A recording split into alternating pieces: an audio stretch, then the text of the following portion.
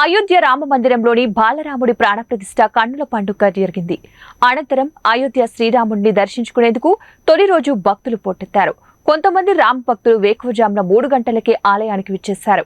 ఇక ఇదే విషయంపై ప్రస్తుతం అక్కడున్న పరిస్థితిని అయోధ్య రామ మందిరం నుంచి మా 1TV న్యూస్ ప్రత్యేక ప్రతినిధి దేవా మరింత సమాచారాన్ని అందిస్తారు. దేవా, చెప్పండి. అయోధ్య రామ మందిరంలోని బాలరాముడి విగ్రహ ప్రాణ ప్రతిష్ఠ అత్యంత వైభవంగా జరిగిన విషయం తెలిసిందే. ఇక ఈ నేపథ్యంలో నేడు అయోధ్య శ్రీరాముని దర్శించుకునేందుకు తొలి రోజు భారీగా భక్తులు పోటెత్తారు. ఆలయ ప్రధాన ద్వారం వెలుపల భారీ భక్త జనసందోహం నెలకొంది. దర్శనం కోసం భక్తులు నిరీక్షిస్తున్నారు. అలాగే జై శ్రీరామ్ అంటూ నినాదాలు కూడా చేస్తున్నారు. కాగా చిన్నపాటి తోపులాటలు కూడా జరిగినట్టు పలు రిపోర్టులు పేర్కొంటున్నాయి. కాగా నేడు అయోధ్య రామాలయాన్ని సుమారు 5 లక్షల మంది భక్తులు సందర్శించవచ్చుననే అంచనాలు కూడా నెలకొన్నాయి. సాధారణ భక్తులకు దర్శన భాగ్యం కల్పించడంతో పాటు పెద్ద సంఖ్యలో హాజరయ్యే అవకాశం ఉందని భావిస్తున్నారు.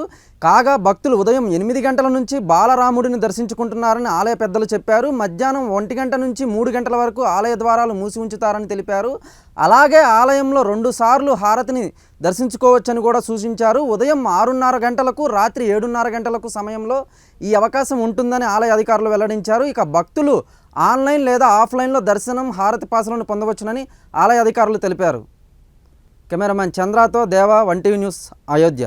థ్యాంక్ యూ దేవా.